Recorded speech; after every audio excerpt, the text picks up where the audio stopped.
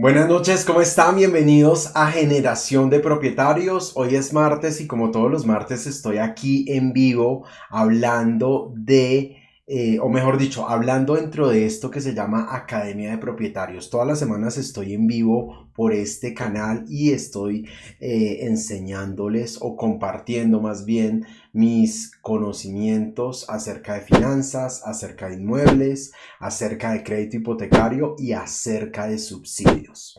Cada semana les traigo un tema diferente y esta noche le corresponde el turno a las finanzas personales y el tema de esta noche está súper especial porque vamos a hacer un ejercicio financiero comparando si es mejor pagar un arriendo o pagar un crédito hipotecario. ¿Listo? Entonces voy a saludar a las personas que se están conectando, que están llegando aquí, que nos van a acompañar esta noche. Y bueno, esperen un segundito, yo voy aquí saludando a todas las personas. Bueno, los que se están conectando, cuéntenme si pueden escucharme perfectamente, si el sonido está en buena calidad, si me ven perfecto. Y me cuentan cómo ven todo. ¿Listo? Bueno, voy a saludar aquí a las personas que van llegando. Espero que se queden aquí. Vamos a estar durante un espacio, como todos los martes a las 8 de la noche, hablando de vivienda y cómo lograr la vivienda propia en Colombia. Es algo que sí es posible y quiero hablar precisamente del video que subimos en la noche de ayer porque fue un caso muy especial y es un video que si van y lo buscan en el perfil de TikTok o nuestro canal de YouTube, es la historia de una mujer, madre soltera, con un salario mínimo, con una hija con síndrome de Down, otra hija que está estudiando en la universidad, mejor dicho, solo gastos, pero a pesar de eso, la señora logró comprar su apartamento y allí estuve yo acompañándola a recibir su apartamento. Entonces, si ustedes piensan que no pueden comprar su vivienda propia, vean estos ejemplos porque muchas personas lo están logrando y seguramente tú también lo puedes lograr. Y si aún tienes las dudas, seguramente o tal vez has escuchado a alguien diciendo que no, que es mejor pagar arriendo, pues en esta noche vamos a aclarar de una vez por todas si es cierto que es mejor pagar arriendo o si es cierto que es mejor pagar un crédito hipotecario. ¿Listo? Entonces, le doy la bienvenida aquí a las personas que se van conectando y los invito a que me dejen comentarios ahí en el video, a que nos den un saludito, que nos cuenten desde qué localidad se están conectando. Buenas noches, Ricardo Montoya, qué bueno verlo por acá. Listo, voy a hacerles una pregunta muy especial como para ir activando aquí el el chat. Vamos a hablar de arriendo versus hipoteca, ¿listo?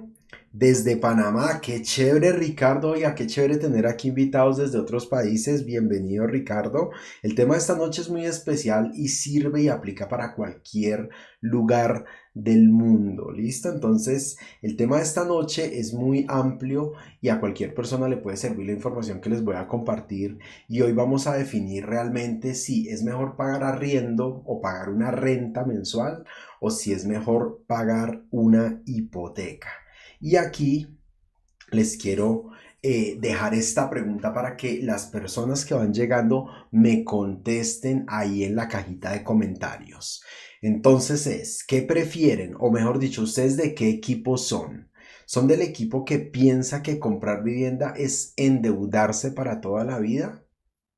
¿O más bien ustedes son del equipo de los que creen que arrendar o pagar un arriendo es botar la plata? ¿Cómo les parece esta pregunta? ¿De cuál equipo son ustedes?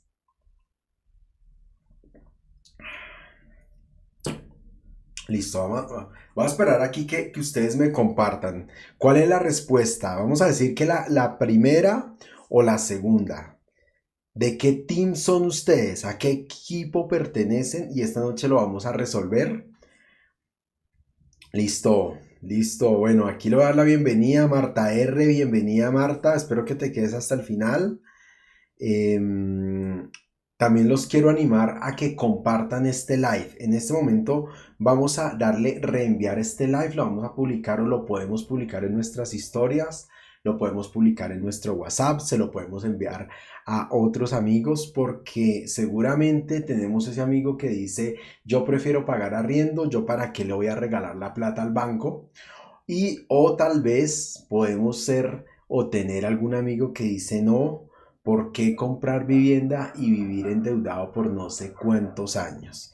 Y se vale cualquiera de las dos alternativas que ustedes elijan. Es muy válido y no significa que si contestas una u otra cosa estás mal. Hoy vamos a entender en qué casos vale la pena vivir en arriendo o en qué casos vale la pena pagar una hipoteca. ¿Listo? Solo quiero saber en qué equipo te encuentras hoy en día, a qué le apuntas hoy en día, cuál es tu forma de pensar actualmente. Entonces, bueno, aquí Ricardo Montoya dice que comprar vivienda, o sea que Ricardo es de los que piensa que pagar arriendo es botar la plata. Déjanos ahí. ¿Crees que pagar arriendo es botar la plata? Camila, buenas noches Camila, estamos aquí contestando esta pregunta. ¿Cuál es tu posición? ¿Crees que comprar vivienda es a crédito, es endeudarse para toda la vida? ¿O crees que arrendar es botar la plata? ¿De qué team son? Aquí nos van a ir dejando comentarios. Bueno, listo. Mientras van llegando más personas, los invito a que dejen ahí sus comentarios. Los invito a que compartan el live. No voy a arrancar aún. Voy a esperar que lleguen más personas. Voy a esperar que más personas nos saluden. Arranqué muy en punto a las 8, pero siempre las personas se van conectando un poquitico más tarde. Listo. Rocío Bonilla dice, yo pienso que no es botar la plata porque uno necesita dónde vivir con su familia, pero la comp no le dejó escribir más. Pero excelente punto, Rocío. Qué chévere que digas eso. Sí, no estamos botando la plata, es cierto. No es botar la plata, porque de todas maneras, gracias al arriendo que estamos pagando, tenemos un techo, tenemos un lugar seguro y es válido. Claro que sí, no es botar la plata. Esto es lo que dicen muchas personas. Pero lo que tú dices es muy verdad y gracias por compartirlo. Camila dice, buenas noches, yo soy la que piensa que si uno no se endeuda no tiene nada. Bueno, Camila, también muy valiosa tu opinión. Claro que sí, también puede ser una manera de ver el tema de las deudas. Ahora, no quiere decir que la única manera de conseguir cosas es a través de las deudas, pero a veces hay que tomar ciertas decisiones. ¿Listo? Rocío nos está escribiendo aquí el resto de su respuesta. Dice, y comprar también es buena opción porque te endeudas pagando lo tuyo, entonces es válido. Wow, me gusta esta opinión y me gusta que nos expresen lo que piensan, porque claro que sí, me gusta entender lo que piensan las personas, cómo ven las personas esta situación y precisamente para eso hicimos este espacio, para aclarar dudas, para mirar otras perspectivas, pero no quiere decir que haya una única verdad y que siempre el camino tenga que ser la deuda o que siempre el camino sea tomar arriendo o que siempre el camino sea el que nosotros creemos. ¿Listo? Entonces, bueno, vamos a ir avanzando, vamos a arrancar de lleno con el tema. Y hay algo especial esta noche, es que como es noche de finanzas personales, hoy vamos a ver bastantes números. ¿Listo?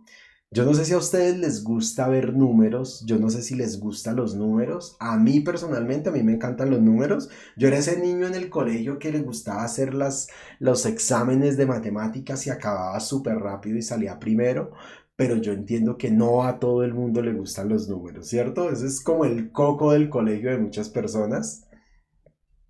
Y hoy vamos a ver bastantes números, pero les prometo que me voy a esforzar muchísimo para compartirles las enseñanzas que podemos ver a través de los números. Si no nos vamos a enfocar simplemente en hacer cálculos, sino en comprender las cifras, en comprender el significado de las decisiones que debemos tomar. ¿Listo?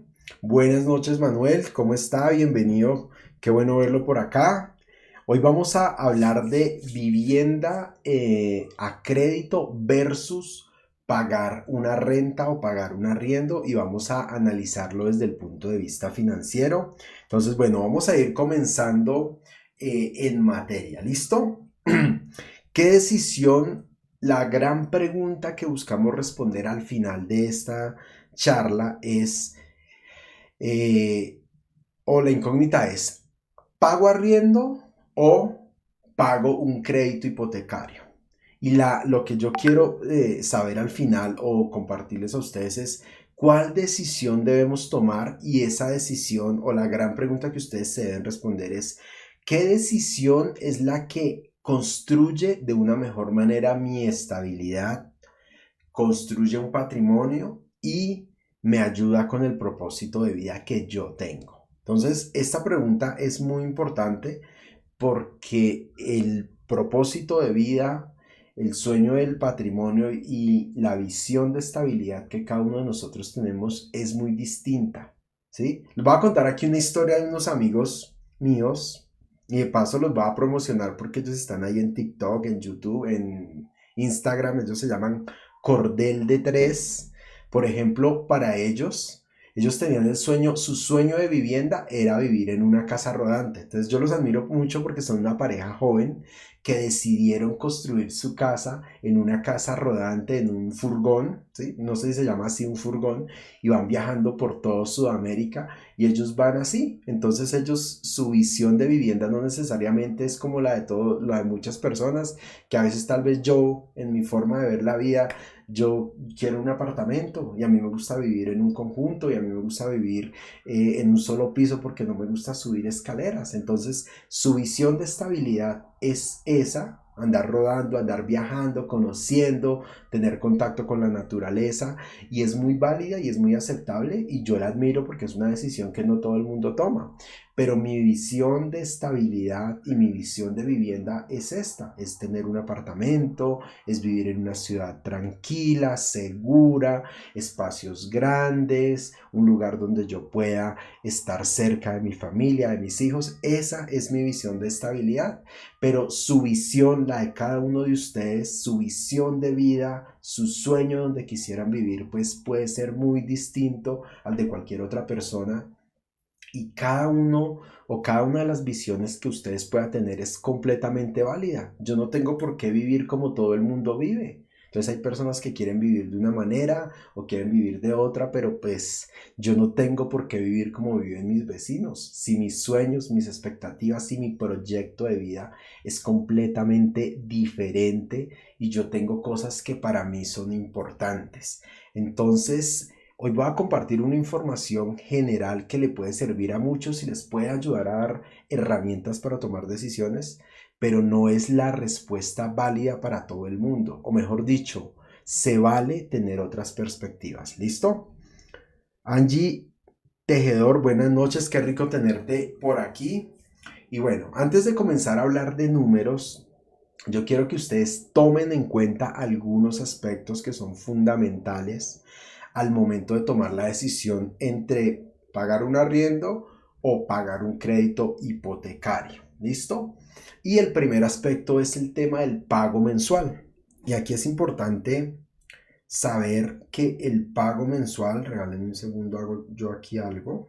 Listo, no, creo que ahí está funcionando bien. Listo, entonces el pago mensual. Hay que entender algo, y como nos decía una persona ahorita al comienzo de la charla, finalmente lo que yo pago de arriendo o lo que yo pago de cuota, eh, en cualquiera de los casos debo entender que necesito hacer un pago mensual para poder tener un techo, para poder vivir en un lugar y tener una seguridad y un espacio para mí y para mi familia. Entonces, ya sea en crédito o ya sea en arriendo, sé que siempre voy a tener que pagar algo por tener un lugar seguro donde meter la cabeza, como dicen ahí. ¿Qué sucede? Que cuando yo pago un arriendo, pues nosotros aquí en Colombia le decimos pagar arriendo. Hay otras personas que dicen la renta o el canon mensual. ¿Listo? Mientras que cuando yo pago un crédito, yo hablo de ese pago mensual, se llama la cuota del crédito. ¿Sí? Entonces, cuando hable de arriendo me voy a referir al canon, y cuando hable de crédito me voy a referir a la cuota mensual. ¿Listo? También hay que tener en cuenta el tema de la flexibilidad, ¿sí? Entonces, cuando yo estoy hablando de temas de arriendo, pues voy a saber que de pronto hay una mayor flexibilidad en cuanto a las condiciones de vivienda. Mientras que cuando yo tengo mi vivienda propia y estoy pagando un crédito hipotecario, pues de pronto no puede haber tanta flexibilidad, sino que compré en un lugar en específico y en ese lugar donde compré pues voy a tener que permanecer y no significa, o mejor dicho, no quiere decir que es que yo no me pueda mover para otro lugar, pero a uno le cuesta moverse o cambiarse o trastearse o modificar el lugar donde vive cuando está en vivienda propia, porque lo digo personalmente, yo estaba pensando en rentar mi apartamento e irme a vivir a otro lugar porque tengo una necesidad de espacio, pero me cuesta entregarle el apartamento a otra persona, entonces de alguna manera estoy aquí atado. Mientras que si yo estoy pagando un arriendo, pues a mí me queda muy fácil moverme de un lado a otro. Aunque sí, es hartísimo el trasteo, pero uno cuando paga arriendo, digamos que se puede movilizar de un lugar a otro y hay más flexibilidad en cuanto a los movimientos que nosotros podamos hacer. Ahora, no estoy diciendo que si eres propietario no te puedes mover y cambiar de lugar. También lo puedes hacer, pero digamos que muchas personas cuando tienen su vivienda propia tienden a permanecer en ese lugar y les cuesta más moverse, les cuesta mucho arrendar y o ir a pagar arriendo en otro lugar, pero también es válido y se puede hacer. Otro aspecto que se debe tener en cuenta cuando estamos tomando la decisión de compra o pagar arriendo es el tema de los mantenimientos. Entonces, el tema de los mantenimientos se refiere a si hay que hacerle arreglos, hay que tomar la pintura, hay que hacer cosas dentro de la propiedad. Si soy propietario o si soy arrendatario, pues ahí puede haber una variación. Entonces, muchas personas me decían, cuando yo vivo en arriendo, los mantenimientos le corresponden al dueño, pero eso no siempre es así. Entonces, por ejemplo, si tú compras un apartamento y vives en el apartamento y se te daña la ducha, se te daña un tubo, se te pela la pared, obviamente tú tienes que arreglar porque es tu casa. Si tú estás viviendo en arriendo, hay situaciones donde a ti te toca asumir esos costos y hay otras situaciones donde esos costos de pronto se los puedes trasladar al propietario. Entonces, aquí hay que tener en cuenta que de pronto quien vive en arriendo está un poquito menos obligado con esos gastos de mantenimiento. Ahora, si usted recibe el apartamento en un estado, en un buen estado de pintura de todas las cosas, cuando usted va a devolver el apartamento, tiene que devolverlo en igualdad de condiciones. Entonces, recibimos el apartamento, lo habitamos un año, 2 años y cuando lo vayamos a devolver de todas maneras lo tenemos que pintar y ese dinero sale de nuestro bolsillo. Hoy en día todo el mundo arrienda con póliza, con aseguradora o con inmobiliaria. Es muy raro que no arrienden con algún tipo de estas condiciones. Entonces finalmente los gastos de mantenimiento los va a tener que hacer también el arrendatario, el inquilino, ¿sí? Y esos daños un poco más graves los va a asumir el dueño, pero téngalo por seguro que muchas veces el dueño, el costo de esos daños lo saca del mismo arriendo que está recibiendo. Entonces, indirectamente los termina pagando el inquilino. Otro aspecto que debemos tener en cuenta, el pago de los impuestos. El propietario tiene la obligación de pagar los impuestos de su inmueble y digamos que el impuesto más común o más sobresaliente es el impuesto predial.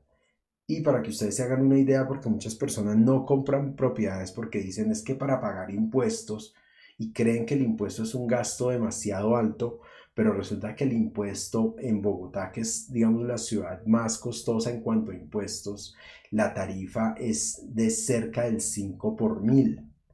Eso, un inmueble de 200 millones no paga más de 1 millón de pesos de impuesto predial, ¿sí?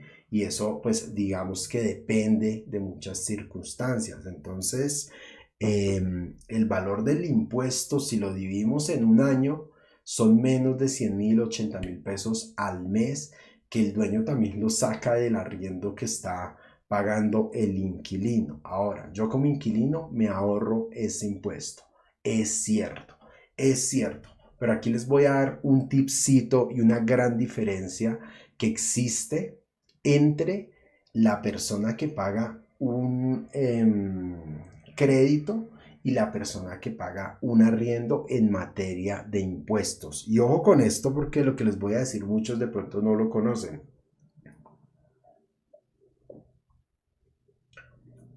Resulta que si ustedes son personas naturales y ustedes declaran renta, el impuesto de renta, que es un impuesto completamente aparte al impuesto predial, el impuesto de renta muchas veces, o muchas veces no, tiene ciertas exenciones. Es decir, que de la plata que usted declara en su renta, puede descontar unos gastos y de esos gastos que usted descuenta, pues entre más gastos pueda usted descontar, pues menos impuesto va a tener que pagar en su declaración de renta. Y aquí les cuento, cuando ustedes están pagando un crédito hipotecario, los intereses que se pagan por un crédito hipotecario son deducibles en la declaración de renta. Entonces aquí hay un beneficio en cuanto a impuestos de quien paga un crédito hipotecario, porque con los extractos y con un informe anual que entregan los bancos, ese informe se lo podemos entregar al contador y el contador va a coger cuántos intereses pagaste a lo largo del año y esos intereses se lo van a restar a tu renta y vas a tener que pagar menos impuesto de renta. Mientras que lo que pagamos por arriendo no siempre se puede deducir. Ahí hay que entrar a mirar un poco más en detalle la situación de la persona que está declarando, la forma de contrato y quiénes son los firmantes del contrato. Pero digamos que si hablamos de personas naturales, es más fácil y se puede deducir los intereses del crédito hipotecario y no es tan fácil que nos acepten la deducción de los gastos del arrendamiento. ¿Listo? Ahora, en tema del patrimonio, cuando compramos vivienda, esa vivienda entra a construir un patrimonio para mí, para mi familia. Mientras que obviamente al pagar un arriendo no estamos construyendo ningún tipo de patrimonio. ¿Y a qué me refiero con el tema del patrimonio? Pues que simplemente estamos formando un capital que tal vez lo vamos a disfrutar nosotros mismos o que le vamos a poder heredar a nuestros hijos y a nuestras futuras generaciones. Cuando compras, tienes la posibilidad de construir un patrimonio.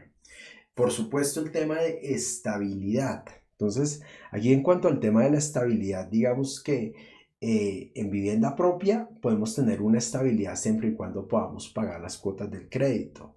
En arrendamiento la estabilidad ya no está garantizada porque, pues, como le sucedió en estos días a alguien que me escribió, ahorita ni recuerdo quién fue, que me decía, yo tenía mi contrato, ya recordé, una amiga tiene su contrato de arrendamiento, pero de la noche a la mañana la llamaron y le dijeron, tienes que devolver el apartamento porque lo vamos a vender. Entonces ellas no tenían sus planes terminar el contrato en este momento, pero pues el propietario va a vender el apartamento, entonces de la noche a la mañana le alteraron su estabilidad y pues ahora tiene que salir a buscar un nuevo apartamento, hacer trasteo, hacer reparaciones en el apartamento, entonces de alguna manera su estabilidad está afectada porque pues no le pertenece ese lugar donde ella vive. ¿Listo? El tema de personalización es otro aspecto importante al momento de decidir si compro o si pago arriendo. Entonces, ¿la personalización qué es? Que es que yo quiero pintar las paredes de un color, que es que yo quiero colgar aquí unas repisas, yo quiero colgar unos cuadros. Todos sabemos que en nuestra casa propia podemos hacer lo que queramos. ¿Sí? Podemos decorar de nuestra manera, abrir huecos, colocar muebles, mover muros si lo permite, hacer todo tipo de modificaciones y personalizamos o adecuamos nuestro apartamento a nuestro gusto. Mientras que si estamos pagando arriendo, pues esta es una de las cosas que no vamos a poder realizar fácilmente y siempre le vamos a tener que consultar al propietario y si el propietario no nos permite hacerlo, pues nos vamos a tener que sujetar o vamos a tener que hacerlo y después al momento de entregar volver a restaurar o dejar las cosas como estaban al comienzo. ¿Listo? Entonces ahí disminuye el tema de personalización. El tema de la herencia ya tiene que ver un poco con el tema del patrimonio. Cuando yo compro, pues estoy construyendo una herencia para dejarle a mis futuras generaciones. Y el tema de inversión inicial. Este es un punto aquí a favor de los que pagan arriendo, que pues no requieren hacer una inversión inicial y simplemente con el pago de sus cánones mensuales pues ya van a tener un lugar donde vivir, mientras que el que está comprando vivienda tiene que hacer una inversión inicial, una cuota inicial. Pero aquí les quiero dejar un tipcito. Muchas personas que no tienen esa inversión inicial o esa cuota inicial y están pensando en comprar vivienda en Colombia, se pueden apalancar o se pueden ayudar de los distintos programas que tiene las cajas de compensación o algunos departamentos, municipios o ciudades y otorgan subsidios que ayudan a completar la cuota inicial. Entonces, este tipo de personas que no tienen la inversión inicial pueden ir pensando en comprar su vivienda ayudados por los subsidios existentes. ¿Listo? Entonces, estos eran unos aspectos como muy generales, recordándoles un poquito cosas que diferencian el ser propietario de estar pagando un arriendo y vamos a empezar con el tema ya financiero. Vamos a avanzar con el tema financiero. ¿Listo? Entonces, quiero hacer un ejercicio con una familia o con una persona que se gana 2.500.000 pesos mensuales y que destina 1.000.000 de pesos para una cuota mensual destinada al pago de su vivienda. Es decir, que ese 1.000.000 de pesos equivale al 40% del ingreso de esa persona. ¿Listo? Entonces, cuando ustedes sacan su presupuesto, que yo les di una charla de presupuesto hace como un mes, entonces dentro de su presupuesto un porcentaje ideal para gastar en vivienda es del 40% o un porcentaje máximo. Entonces vamos a partir de que te ganas 2.500 y necesitas o puedes disponer de 1.000.000 para comprar una vivienda, perdón, para pagar una cuota a un banco o puedes gastar ese 1.000.000 de pesos pagando arriendo. Utilizas el 40% de tu ingreso en el pago de la cuota del mes. ¿Listo? Acuérdense. Canon si hablamos de arriendo o cuota mensual si hablamos de crédito hipotecario. Y esta persona tiene una decisión. ¿Listo? O tiene una decisión que puede tener tres aristas, tres caminos distintos. El primer camino es pagar un arriendo de 1.000.000 de pesos. El segundo camino es pagar un crédito hipotecario, pero un crédito que está fijado en pesos. Entonces, un crédito en pesos que la cuota valga 1.000.000 de pesos, pues es un crédito, no es muy grande la verdad. Es un crédito por ahí de 60 o 70 millones de pesos. Entonces también la vivienda que va a poder comprar con una cuota de 1.000.000 en pesos, pues tampoco es que va a ser una vivienda así demasiado, no sé, demasiado grande o demasiado costosa. Hay que mirar qué se puede comprar con eso, ¿listo? Y el tercer camino es un crédito, pero en VR. ¿Listo? Entonces, una persona que puede pagar una cuota de 1.000.000 de pesos y saca su crédito en VR, tal vez puede lograr un crédito por ahí de 120 millones de pesos aproximadamente hoy en día. Entonces, la idea es que estas tres personas, vamos a pensar que son tres personas distintas. Arriendo de 1.000.000, crédito en pesos de 1.000.000 o crédito en URs de 1.000.000. La cuota es exactamente la misma. El ejercicio que vamos a hacer es, los tres caminos se van a ir con la misma cuota. Y entonces, ¿cómo funciona el pago mensual? Entonces, en el tema del arriendo,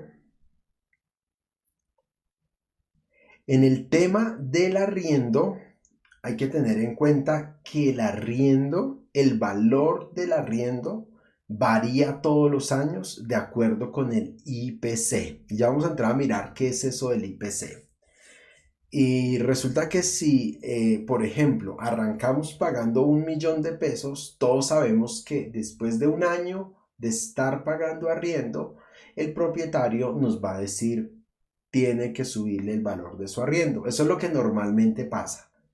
Yo conozco historias de muchas personas y eso es cierto, que los dueños no les suben el arriendo por alguna razón, son buena gente, no saben de finanzas, son amigos, son familiares, pero normalmente el arriendo nos lo incrementan basados en un indicador que se llama el IPC. Y ese IPC, si por ejemplo fuera del 10%, significa que yo arranqué con una cuota, con un canon de 1.000.000 de pesos y después de 12 meses, en el mes 13, me van a cobrar 1.100.000. Esa es la variación que tiene el arriendo. Sube el porcentaje que suba el IPC un año después. Pero aquí viene una cosa que muchas personas de pronto no se han dado cuenta. Y es que cuando tenemos una hipoteca en VR, resulta que la VR está ligada directamente proporcional con el IPC. Es que pena que les estoy hablando aquí un poquito técnico. Entonces, la VR es un tipo de moneda que se utiliza para los créditos hipotecarios, para algunos créditos hipotecarios. Entonces, la VR sube también. Así como el arriendo sube, la VR también sube. Y la VR sube en la misma proporción que sube el IPC. El IPC es el índice de precios al consumidor, o lo que muchos conocemos o escuchamos hablar, la inflación. Entonces, ¿qué sucede con una cuota en VR? Que si yo arranco con mi cuota en 1.000.000 de pesos y el IPC, o mejor dicho, la inflación en Colombia es del 10%, un año después, esa cuota en VRs también va a subir un 10%. Entonces miren cómo de entrada el arriendo y el crédito en VRs, la cuota arranca en 1.000.000, pero dentro de un año voy a pagar 1.100.000 pesos. Aparentemente es lo mismo. ¿Listo? Quiero que me contesten ahí en el chat mientras aquí tomo agüita y miro los comentarios. Si este punto que les acabo de explicar ya lo conocían y lo tenían claro. Bueno, aquí dice Beto Bestrom 650, dice yo lo realicé con 3 salarios para 140 aprobados en agrario. Listo, mostraste ingresos por 3 salarios mínimos y te prestaron 140 millones. Es lo normal y es posible que de pronto te hubieran podido prestar más porque, bueno, tal vez ellos miran también tu capacidad de endeudamiento, si tenías otras deudas o otro, eso también afecta el monto final que te van a prestar. Pero sí, perfectamente válido el ejemplo, ¿listo? Entonces ya vimos cómo funciona el arriendo, cómo sube el valor del arriendo, pero también cómo sube el valor de la cuota si el crédito está en VRs. ¿Listo? Entonces, ¿qué es la inflación? La inflación es un indicador, ¿sí? Los que ven noticias, normalmente escuchan decir que el DANE todos los meses saca la cifra de inflación en Colombia. Entonces dicen, según el DANE, la canasta familiar de Colombia en este mes tuvo una variación del X tanto por ciento y el acumulado del último año es del tanto por ciento. O escuchamos decir es que la meta de inflación es del tanto por ciento. Y resulta que esa inflación simplemente es que el DANE está haciendo una investigación a nivel nacional y se va dando cuenta cómo cambian los precios de los alimentos, de la comida, del transporte, la vivienda, el calzado, todo. Hay una canasta básica, entonces la inflación es un indicador, es una cifra porcentual que nos indica qué tanto están subiendo los precios. Y ese indicador se llama el índice de precios al consumidor. Entonces, ¿en qué porcentaje le están subiendo los precios de la canasta familiar a nosotros que somos los consumidores? ¿Y ese indicador para qué sirve? En materia de vivienda. En materia de vivienda ese indicador se utiliza para verificar cuánto es el porcentaje que le van a incrementar al arriendo y cuánto es el porcentaje que le van a incrementar a la VR todos los meses para aquellas personas que tienen su crédito en VRs. ¿Listo? ¿Me ven? Alguien que me coloque si me están viendo. Se me fue el internet, no sé si ya me logré reconectar. Listo, listo, Rocío, muchísimas gracias. Entonces les estaba explicando. Con una inflación del 10%, entonces, así como se ve este cuadrito, todos los meses pago 1.000.000, 1.000.000, 1.000.000, 1.000.000, 1.000.000, y después de que ya pagué 12 cuotas de 1.000.000, si la inflación es del 10% y el aumento autorizado es del 10% para el arriendo, pues en el mes 13 me van a cobrar 1.100.000 pesos cuando pago arriendo. ¿Listo? Pero ahora veamos cómo funciona con el crédito en VR. No sube como sube el arriendo, sino que va subiendo el valor de la cuota progresivamente mes tras mes. Gradualmente va subiendo hasta que luego de un año la cuota que estaba en 1.000.000 termina en 1.100.000. Miren, por ejemplo, en el mes 1 arranca con 1.000.000 de pesos, en el mes 2 esa cuota sube a 1.007.000 pesos, en el mes 3 sube a 1.016.000, luego 1.024.000, 1.032.000, 1.040.000, 1.048.000, 1.057.000, 1.065.000, 1.074.000, 1.082.000, 1.091.000 pesos y en el mes 13 1.100.000 pesos. Vamos a ver ahora el otro caso porque no les he hablado del crédito. Esperen que no hice algo aquí. No les he hablado del crédito en pesos. ¿Cómo se comporta el crédito en pesos? Miren, el crédito en pesos tiene la particularidad de que si arranco con una cuota de 1.000.000 de pesos, todos los meses pago 1.000.000, 1.000.000, 1.000.000, 1.000.000, 1.000.000, 1.000.000. Y en el mes 13, no importa en cuánto queda la inflación, voy a seguir pagando el mismo millón de pesos. Entonces, ojo con esta imagen porque es poderosísima y nos ayuda a entender la diferencia entre arriendo, crédito en VR y crédito en pesos. Son tres formas distintas de pagar la cuota mensual que yo debo pagar para poder vivir en un techo y tener mi familia resguardada. ¿Listo? Son tres modelos distintos con una misma inflación. ¿Listo? Vamos a avanzar.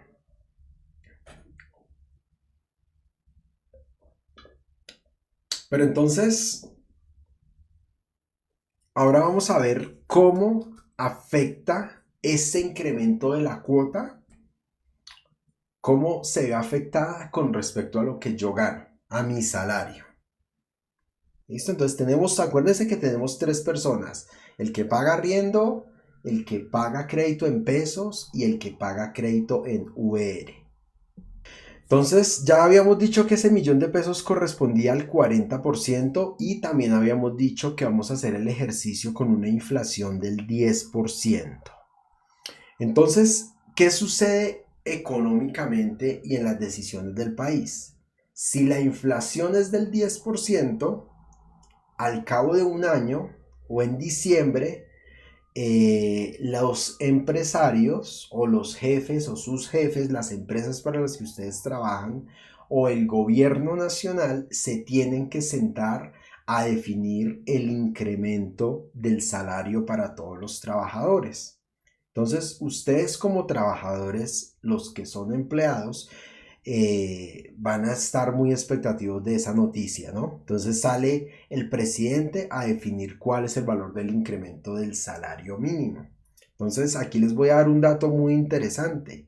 Cuando el gobierno se sienta a fijar el porcentaje del incremento en el salario, casi siempre, ojo, casi siempre y por lo menos los últimos 16 años, siempre el gobierno ha incrementado el salario por encima del porcentaje de la inflación. Pero aquí, para el ejercicio que yo les voy a hacer hoy, voy a ser un poquito negativista. Vamos a pensar tenemos problemas un poquito con la transmisión. Voy a parar y voy a esperar que se conecten las personas porque este tema, lo que viene, es bien interesante. y vamos a explicar cómo impacta el incremento del salario, cómo impacta la inflación en el valor de la cuota, qué pasa a través de los años. Listo, bienvenidos los que están retornando nuevamente, gracias por volverse a unir. Listo, listo. Bueno, háganme un favor ahí los que van llegando, déjenos un comentario y compartan el enlace para que TikTok vuelva a avisarle a todas las personas que ya estamos conectados nuevamente. Esperemos que no siga fallando la transmisión. Listo. Bueno, mientras llegan las personas, los voy a invitar a que apunten nuestra página web porque allá estoy dejando las grabaciones de todas las charlas. Entonces, a veces que tenemos problemas técnicos o que ustedes no lograron conectarse, allá en la página de generación de propietarios creamos un botón que se llama Academia de Propietarios y ahí dentro de ese botón estamos dejando almacenados y organizados por cada tema todas las grabaciones que hemos hecho. Hay una fila para las charlas de subsidio, otra para las charlas de crédito, otras para las charlas de finanzas, otras para las charlas de inmuebles. Entonces, cualquier tema, cualquier charla que usted no haya podido estar, allá está la grabación. Desde la página web pueden acceder a la grabación. ¿Listo? Bueno, voy a esperar que lleguen más personas porque hay más personas conectadas y este internet esta noche está fatal, está terrible. Quisiera nombrar a la compañía, pero bueno, no. Vamos a tenerles paciencia. Bueno, las personas que están ahí llegando, quiero que me cuenten cómo les ha parecido la charla hasta este momento. Hemos visto hartos números, hartas cuentas, pero bueno, he tratado de hacerlo digerible y sencillo. Ustedes me dirán si de pronto está un poco complejo de entender o si por el contrario vamos todos montados en el bus. ¿Listo?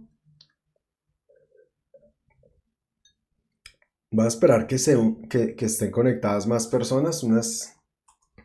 Teníamos conectadas, no me fijé cuántos estaban conectados antes de que se cortara la transmisión. Pero voy a dejar un espacio antes de continuar con la explicación. ¿Listo? Entonces voy a ir retomando. Teníamos que un salario de 2.500, teníamos una cuota para vivienda de 1.000.000, teníamos una inflación del 10%, que esa inflación determinaba el salario. Y estamos haciendo el supuesto que nos tocó un jefe o un empresario que apenas nos subió el valor del IPC, no nos quiso subir nada más. Entonces, si la inflación fue el 10, el jefe nos dio el 10, o sea, el mismo porcentaje. Ahora, si la inflación es del 5 y nos suben el 5, este cálculo que les voy a mostrar también funciona. Y la cuota, pues la cuota siempre va a estar ligada con el IPC. Entonces, ¿qué sucede?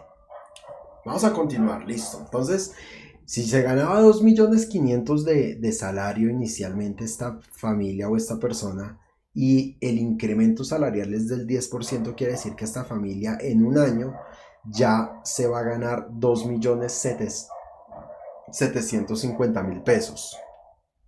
Pero resulta que a esta persona la cuota del crédito que antes era de 1.000.000, dentro de un año va a ser de 1.100.000 pesos. Y ahora lo que hice fue comparar 1.100.000 pesos, qué porcentaje del salario está gastándose esa persona en vivienda. Entonces, esa cuenta es simplemente cojo 1.100.000 pesos y lo divido sobre 2.750.000 pesos y resulta que me da el 40%. El mismo porcentaje de sus ingresos lo van a utilizar en el pago de su vivienda, ya sea el arriendo o ya sea el crédito en UR. ¿Qué quiere decir? Sí, sube la UR, claro que sí. ¿Por qué sube la UR? Por culpa de la inflación. Pero a pesar de que suba el valor de la cuota, ese valor de la inflación tiene que ser el porcentaje mínimo que nos tengan que subir en nuestro empleo. Normalmente, muchas personas les suben por encima de la inflación. Hay personas o hay muchas empresas que suben el porcentaje del salario mínimo. Pero si ese no es su caso, si su caso es que le suben siempre el mismo porcentaje del IPC, pues usted lo que tiene que saber es que a pesar de que la UR esté subiendo o a pesar que el arriendo esté subiendo, pues usted lo va a poder pagar porque va a seguir gastando el mismo porcentaje de su salario. Porque no solamente subió la cuota, sino que también va a subir su salario. ¿Listo? Entonces, eso es también como un parte de tranquilidad para esas personas que creen que de pronto el valor de la UR va a subir mucho más de lo que sube el salario, y a veces las personas piensan equivocadamente que la cuota del crédito se va a consumir todo su ingreso, ¿sí? Ahora, es verdad, como yo les mostré en la escalerita que les mostré pasada antes, eh, durante el año yo voy a ir subiendo mi cuota unos fragmentos muy pequeñitos, donde sí, al principio yo gasto el 40, pero después eso va a ir subiendo de a poquitos. Ahí veíamos que eran como 7.000 pesos mensuales, entonces voy a tener que pagar, pero al cabo de un año y cuando me suban el salario, eso se va a ir ajustando. El sistema está diseñado para que suceda de esa manera. Listo, entonces, si suben el salario más que la inflación, aquí vamos a ver un segundo escenario, y este escenario es para las personas a quienes el salario se lo incrementan en un porcentaje por encima de la inflación. Esto le sucedió, por ejemplo, a las personas que ganaban el salario mínimo, que la inflación el año pasado cerró en el 5 algo por ciento, más o menos el 5%, 5 o 7% más o menos cerró la inflación el año pasado, pero el salario subió el 23%. Entonces, la diferencia entre el salario y el valor de la inflación, pues genera que el nuevo salario sea alto, y la cuota, como si está ligada directamente con el IPC, entonces la cuota sube el 10, igual que la inflación, pero si el salario sube un porcentaje más grande, ahí vamos a comenzar a ver cosas como estas, que el salario pasó de 2.500 a 2.800, tuvo un incremento del 12%, pero como la cuota subió el 10%, miren que al mirar la relación entre la cuota y el nuevo ingreso, resulta que ahora ya no me gasto el 40% de mi ingreso en el valor de la vivienda, me gasto el 39.28%. ¿Listo? Entonces, nosotros, para poder saber cómo está evolucionando nuestro crédito, tenemos que mirar en los indicadores. ¿Qué porcentaje me están subiendo el salario? ¿Qué porcentaje subió la inflación? El objetivo es que siempre el salario suba más que la inflación, para que yo gaste un menor porcentaje de mis ingresos en el pago de mi vivienda. ¿Listo? La buena noticia es que casi siempre y a la gran mayoría de personas les suben el salario por encima de la inflación. El salario mínimo lo suben por encima de la inflación, y la gran mayoría de empresas suben los salarios de acuerdo al incremento del salario mínimo. Ahora, si yo soy independiente, si usted es independiente, pues eso es como una cadenita. El independiente y vende algún producto o un servicio, pues le va a tener que subir al precio de sus productos o de sus servicios en el porcentaje en un porcentaje adecuado, similar. O sea, la sugerencia, si usted es independiente y usted genera mano de obra, pues suba el porcentaje del salario mínimo, que por eso era que el año pasado decían, uy, con ese incremento se van a encarecer todo. Claro, porque si yo soy independiente y entonces yo, no sé, yo hago camisas, entonces para yo poder cubrir ese incremento de la inflación, pues voy a tener que ganar un mayor porcentaje en cada vez que cobre por hacer una camisa. ¿Listo? Y pues el ideal es que suba de acuerdo al salario mínimo. Eso todo va muy encadenado, va muy ligado. ¿Listo? No sé si hasta aquí he sido muy claro, o de pronto alguien tenga alguna pregunta y nos la pueda compartir ahí en el chat.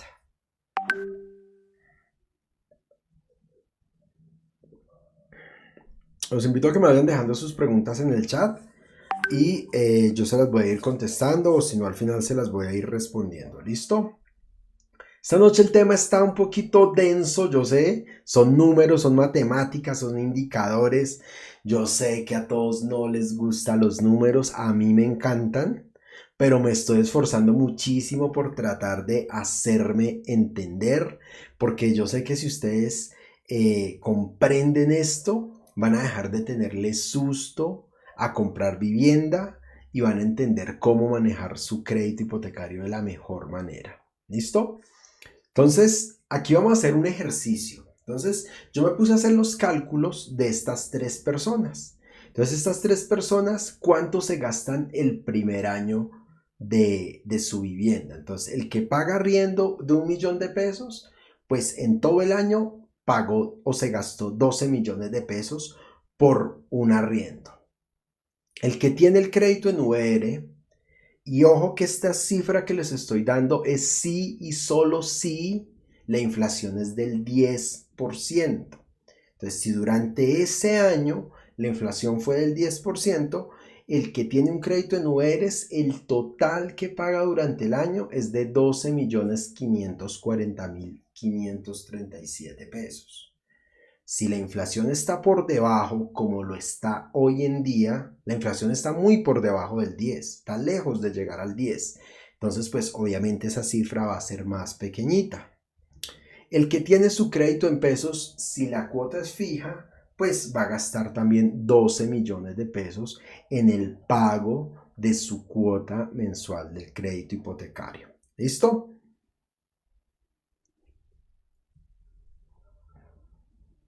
Listo, ahorita les voy a ir respondiendo preguntas porque veo que me están dejando preguntas. Ya ahorita te respondo, Rocío, ¿listo?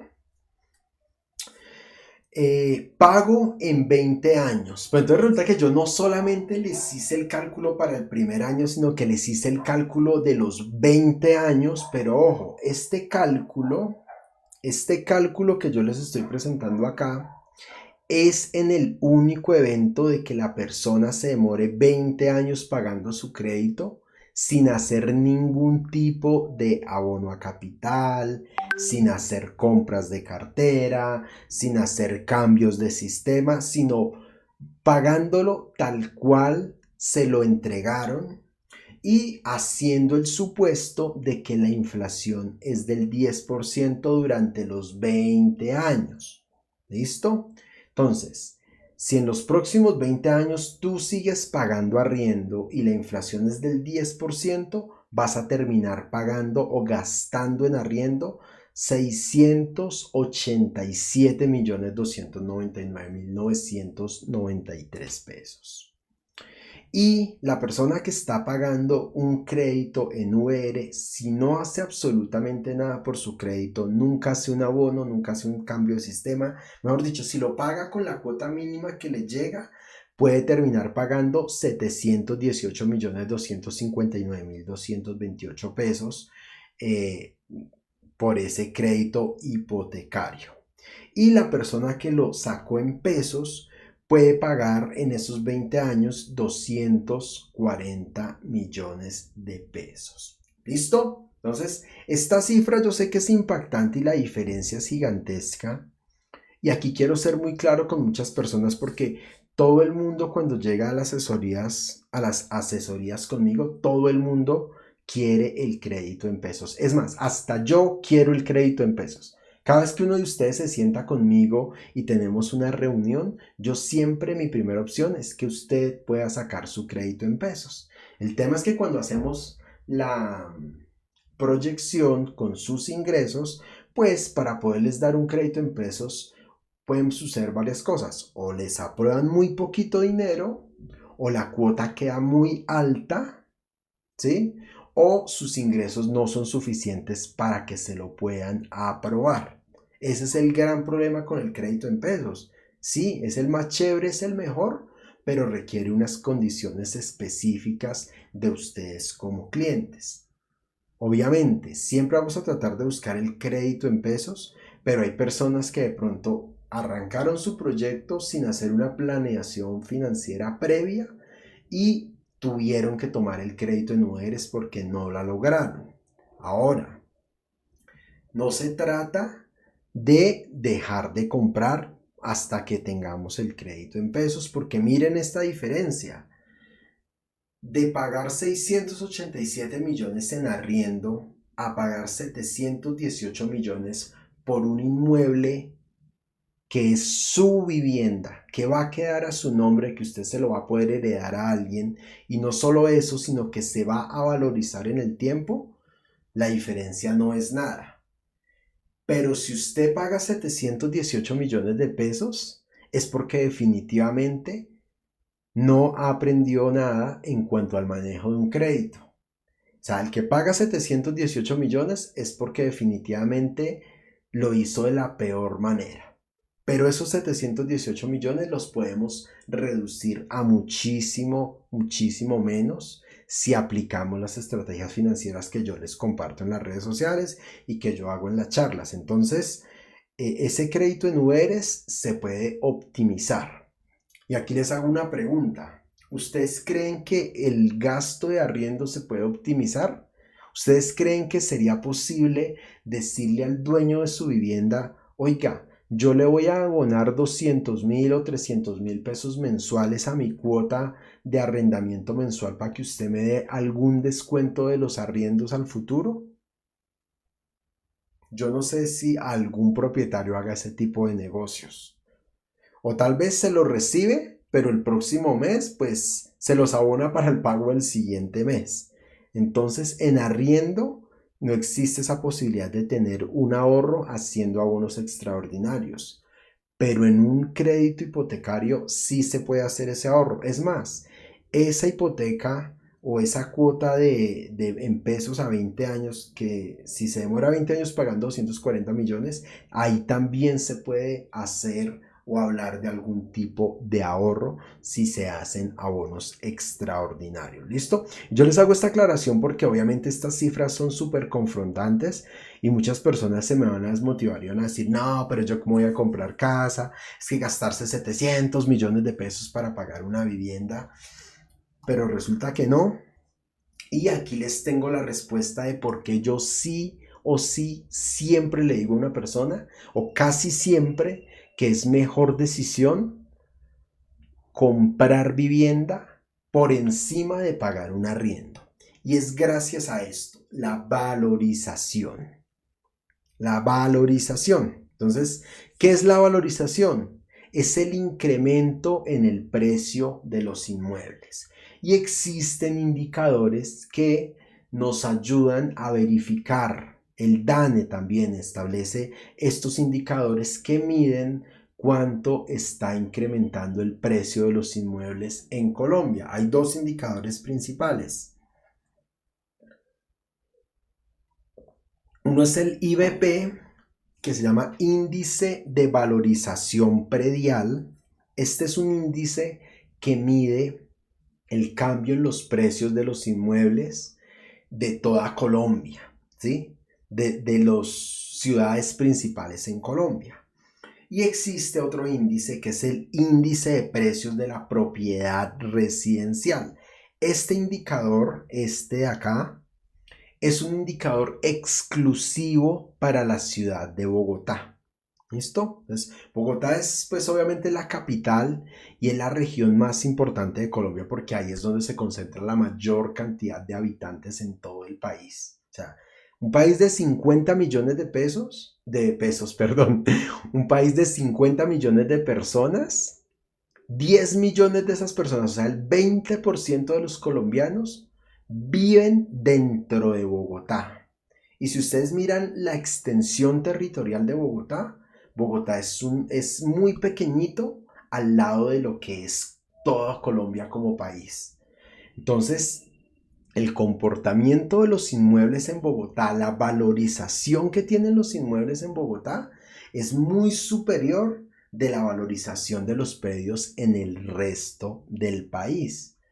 Es muy superior. ¿Por qué? Porque en Bogotá todo el mundo quiere vivir, porque en Bogotá es donde están las oportunidades de trabajo. En Bogotá encuentran los mejores parques, los mejores centros comerciales.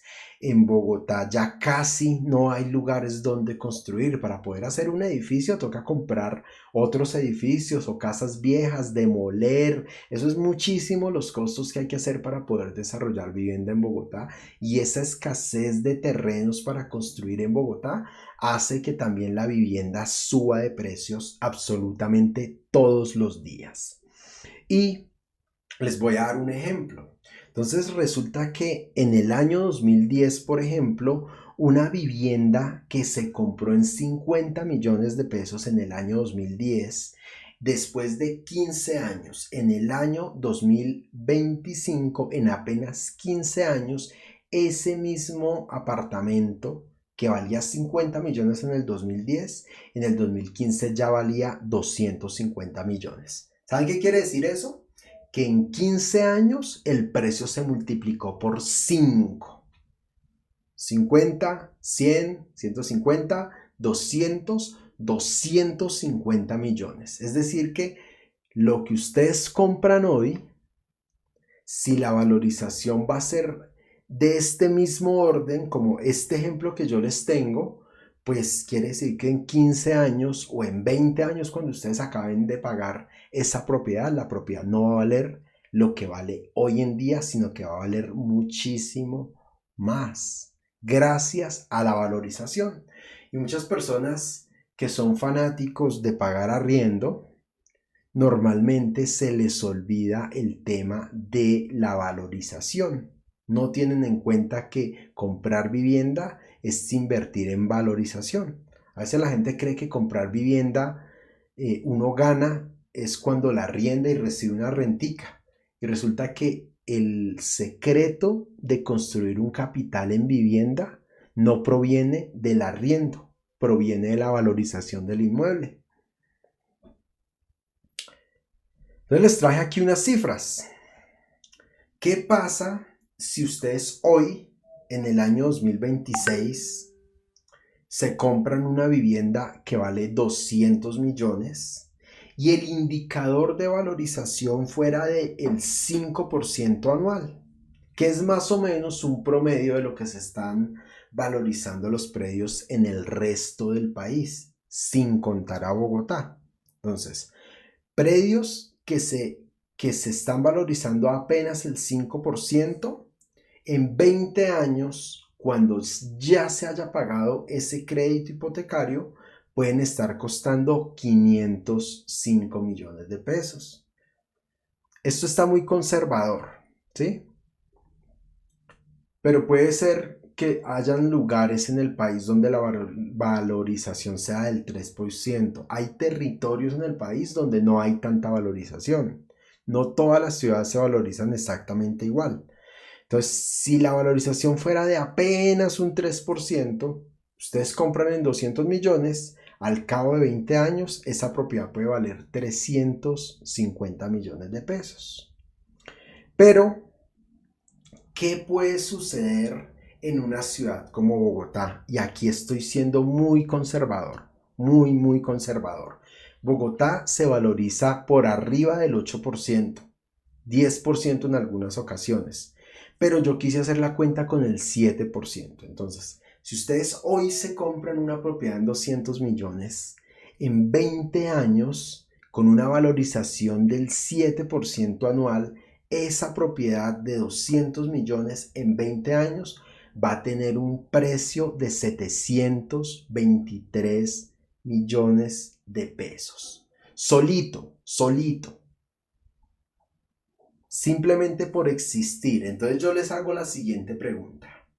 Supongamos que ustedes se compraron ese crédito, ese apartamento de 200 millones con una hipoteca en VR, un crédito, y no hicieron nada. Ustedes no vieron ningún video de los que yo hago. Ustedes no aprendieron cómo pagarlo, no aprendieron cómo ahorrar plata, no hicieron abonos, no hicieron compra de cartera, no me pidieron asesoría, no me pidieron mirar otras opciones con bancos, no hicieron nada y pagaron 718 millones de pesos. Pero en estos 20 años, mientras usted pagaba su crédito en cuotas mensuales, esa vivienda se valorizó. Y el último día, ¿hoy qué es? Hoy es como 20 de mayo, creo, 19 de mayo. Y el 20 de mayo del año 2046, usted terminó de pagar la hipoteca y usted dijo, uy, 20 largos años de la vida, yo pagué siempre la cuota mínima, no hice absolutamente nada.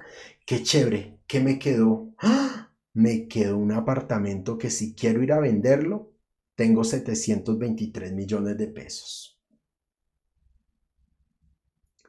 Entonces, ¿qué sucede? Gracias a la valorización, recuperaste todos los intereses que pagaste durante estos 20 años. La valorización te está devolviendo ese dinero que gastaste en intereses al banco. Pues ¿saben qué es lo más chistoso? ¿Se acuerdan cuánto habíamos gastado en arriendo en esos mismos 20 años? 687 millones. La misma persona, o sea, eran pensemos que eran tres amigos.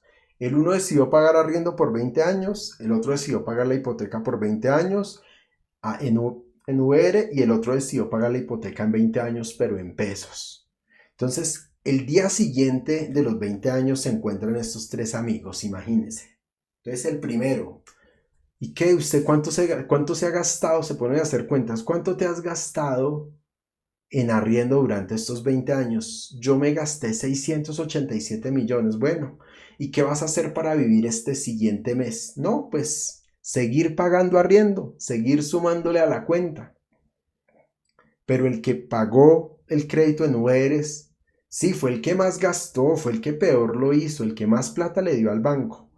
Pero ese día del año 20 se acabó la hipoteca y si él quisiera ir a vender el apartamento, recoge sus 720 millones de pesos y puede ir y comprarse otra cosa o puede irse a pasear por el mundo. Si fuera yo, ya tengo 60 años dentro de 20 años, entonces yo con esos 700 millones y hasta de pronto me voy por allá de paseo por Europa, por Asia, por todo el mundo, feliz de la vida. Y me queda plata para invertir y que esa inversión me pague otra vivienda, no sé, algo me inventaría yo después. Y el que tomó el crédito en pesos, imagínense, se gastó solo 240 millones, pero el apartamento, ¿en cuánto le va a quedar? Recordemos aquí una cosa, no compraron el de la hipoteca en VR y el de la hipoteca en pesos, no compraron el mismo apartamento porque es que al uno le prestaron por ahí 60 millones y al otro le prestaron como 110, 120 millones más o menos. Entonces, no estamos hablando de que todos compraron el mismo inmueble. ¿Listo? Entonces, al final la pregunta es, ¿qué te queda después de 20 años pagando arriendo? ¿Qué nos queda después de 20 años pagando arriendo? Yo sé que 20 años parecen mucho tiempo, pero la invitación es, si tomas un crédito a 20 años, no nos tenemos por qué demorar 20 años. Listo, bueno, me cuentan cómo les ha parecido hasta acá y si de pronto les queda alguna pregunta. No, creo que se me ha cortado como 2 o 3 veces la transmisión. Yo igual seguí de largo y voy a dejar en la grabación todo queda derecho. Así se corte la transmisión, en la grabación todo queda, aun cuando no haya sido publicado en TikTok, todo queda completo. Entonces, si de pronto se cortó en un punto así crucial que ustedes querían saber, no se preocupen, en YouTube va a quedar el video mañana mismo y van a poder ver ese pedacito que de pronto se perdieron por culpa del internet. ¿Listo? A ver, miramos los mensajes acá. Permítanme, yo los veo acá, los mensajes.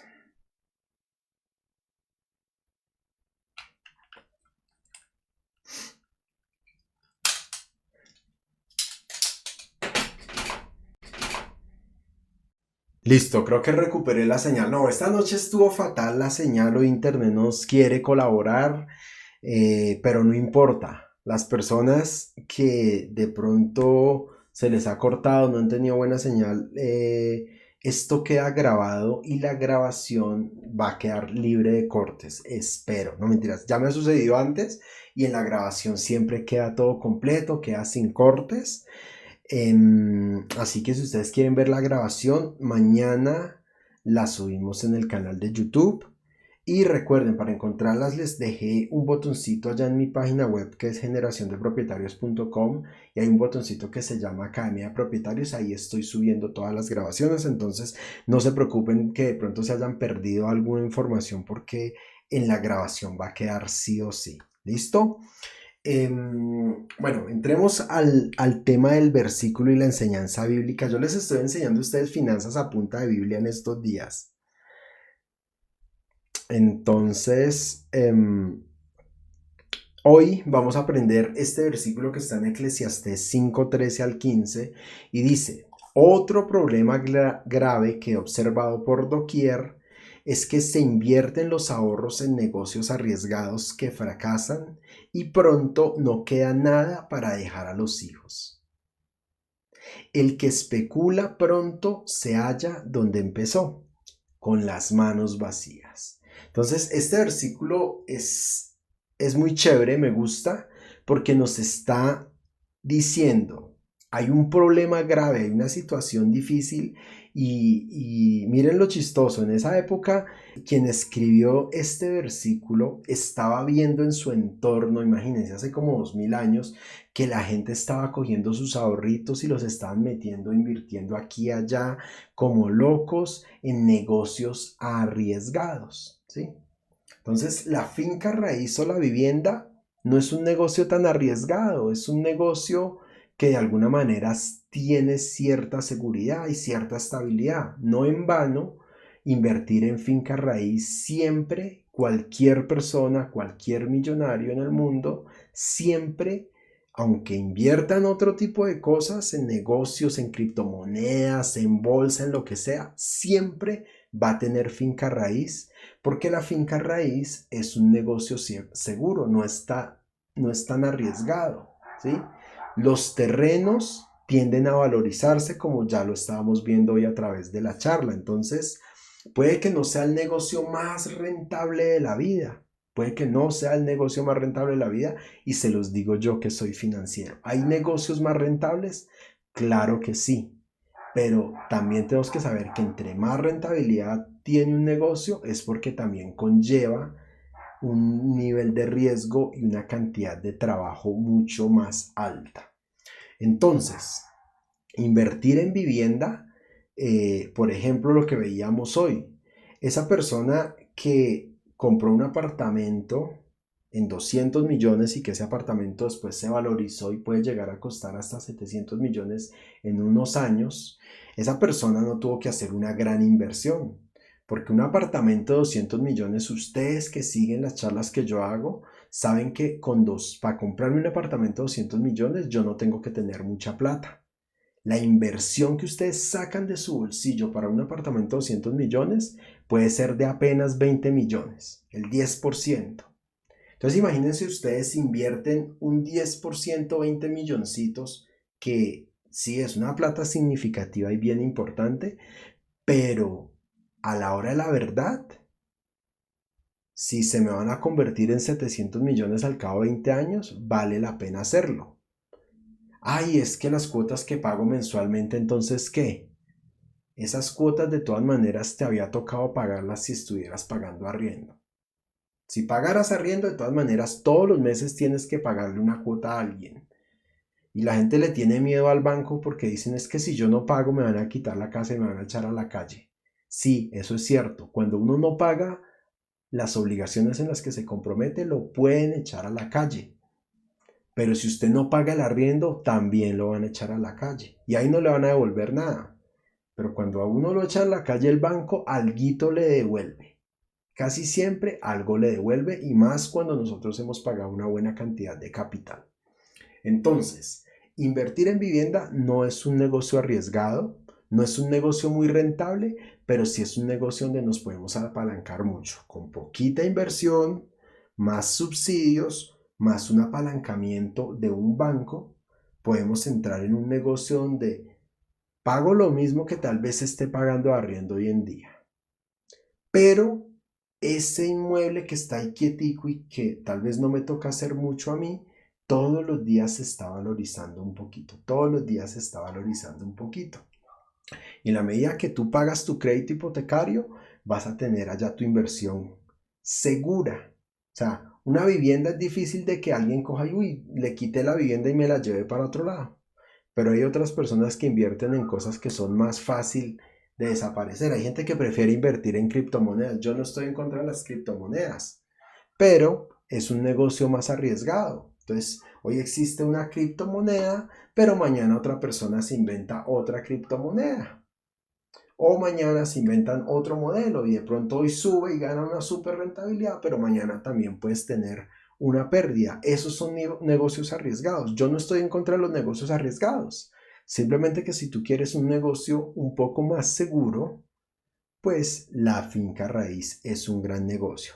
Y lo que nos está enseñando este versículo es eso. A veces la gente quiere hacerse millonaria de la noche a la mañana, no están dispuestos a vivir un proceso y a trabajar poco a poco por construir algo sólido y valioso. Y por estar de arriesgados es que muchas veces hemos perdido plata. Porque ¿cuántos de ustedes no conocen historias de personas que queriéndose ganar una gran cantidad de dinero invirtieron sus ahorros por allá en cualquier negocio y lo perdieron? Entonces, ¿cuál es el problema? Y lo dice el mismo versículo. Los negocios arriesgados tienen una mayor probabilidad de fracaso y lo peor es que las personas están jugando con la herencia de sus hijos. Cuando ustedes están invirtiendo en vivienda, en cambio, están construyendo una herencia para sus hijos. Pues tal vez 20 años parezcan mucho tiempo, ¿sí?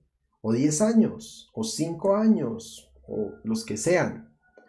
Pero esa vivienda que usted está pagando un día se va a terminar de pagar.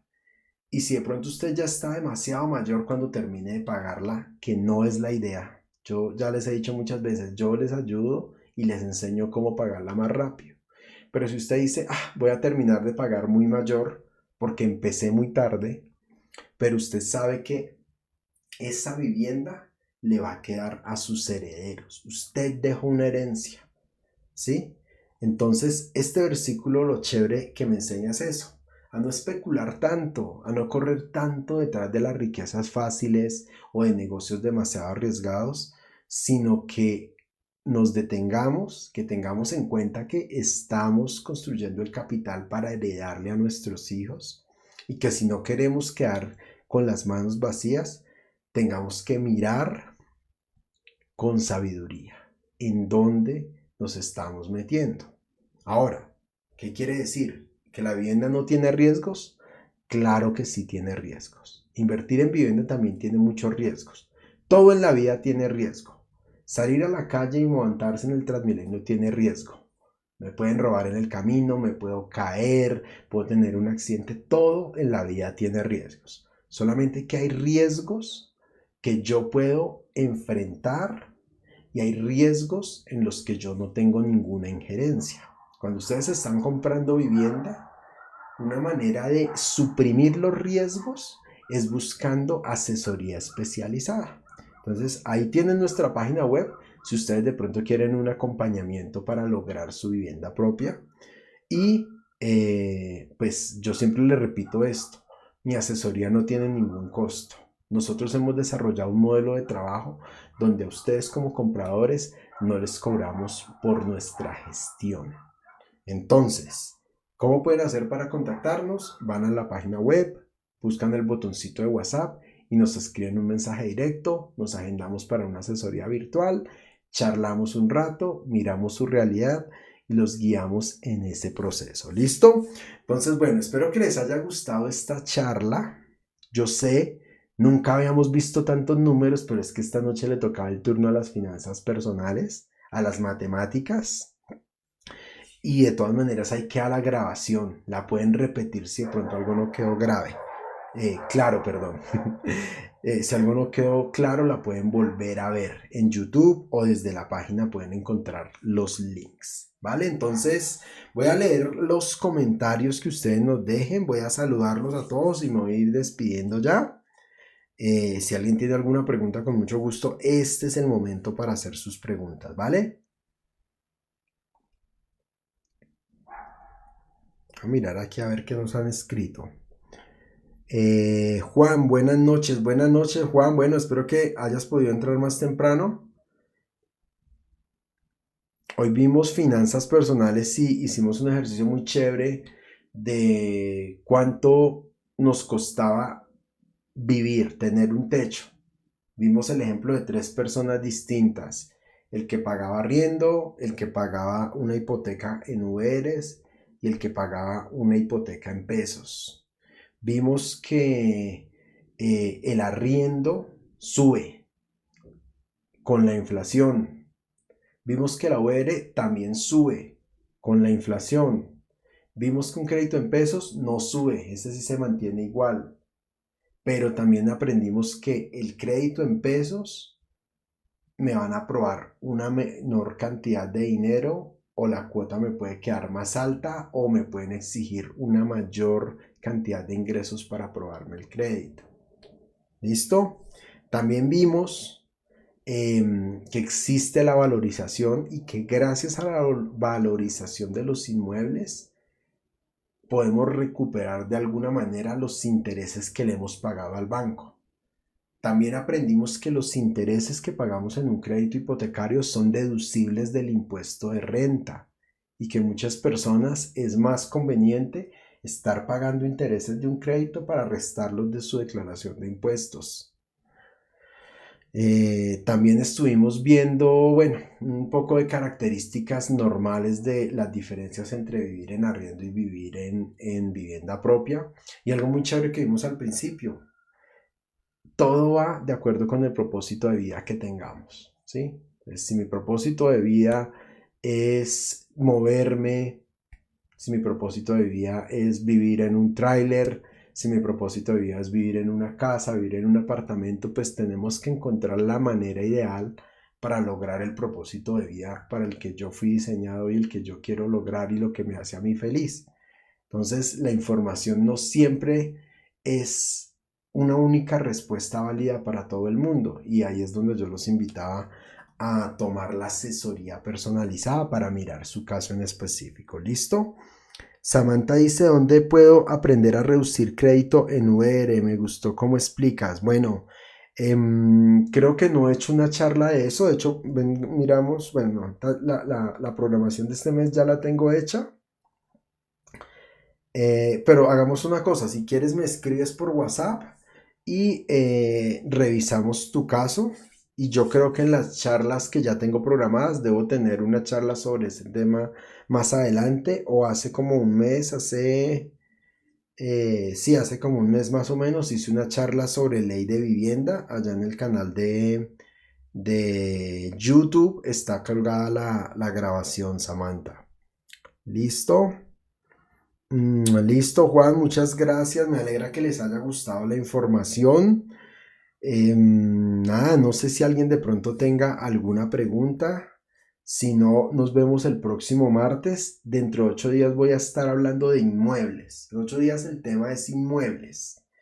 Y nos toca hablar de precios fijos versus precios en salario mínimo. Este es un tema álgido. Este año hubo ahí un rifirrafe entre el gobierno, la superintendencia financiera, las constructoras, Camacol. Bueno, yo estuve por allá en varias reuniones con ellos aclarando este tema y viendo si era legal, si no era legal, y profundizando más los conocimientos sobre este tema. Entonces en 8 días les voy a explicar el tema de precios fijos, el tema de precios en salarios mínimos, si es legal, si no es legal, cuáles son las normas, qué me aplica, cómo fijarme, cómo cuidarme y saber elegir bien el proyecto al momento de compra. Entonces ese es el tema dentro de 8 días. Recuerden, somos generación de propietarios. Esta sesión de los martes se llama Academia de Propietarios y estamos todos los martes a las 8 de la noche. ¿Cómo haces para tener mi WhatsApp, Angie? Fácil. Te metes a la página web que está ahí. Mírala acá. Es más, aquí creo que tengo... Ay, no, aquí no la tengo. Espérame. Mira, te vas a la página web y en la página web hay un botoncito de WhatsApp, como este. Le das clic ahí y ahí automáticamente, si tú tienes, supongamos, te metes a la página desde tu celular y cuando le das clic al botón, el celular automáticamente te lleva a tu WhatsApp y comienzas a escribirnos un mensaje, me das un saludo y ahí yo te respondo. ¿Listo? Y adicionalmente ahí en la página está este botoncito que se llama canal de WhatsApp. Este canal de WhatsApp es un medio de difusión de información. Yo allá coloco todos los videos que hago, coloco las charlas, bueno, links, ferias, bueno, todo lo que sale yo lo pongo en el canal de WhatsApp. Y lo chévere de ese canal de WhatsApp es que no es lo mismo que un grupo de WhatsApp. Es decir, que ustedes se unen al canal de WhatsApp y solamente ustedes pueden ver lo que yo publico pero ustedes no van a poder ver el teléfono de otras personas que siguen el canal, ni tampoco otras personas van a poder ver su número telefónico. Entonces ustedes pueden tener la tranquilidad de que su número es completamente privado, y en el WhatsApp pues siempre les va a estar informando cuando haya charlas, cuando haya ferias. Bueno, yo ahí publico un montón de cosas, entonces ahí hay como dos botoncitos para que se unan desde la página web. ¿Listo? Bueno, los dejo descansar, me voy a descansar yo. Feliz noche a todos, muchas bendiciones y nos vemos en 8 días a las 8 de la noche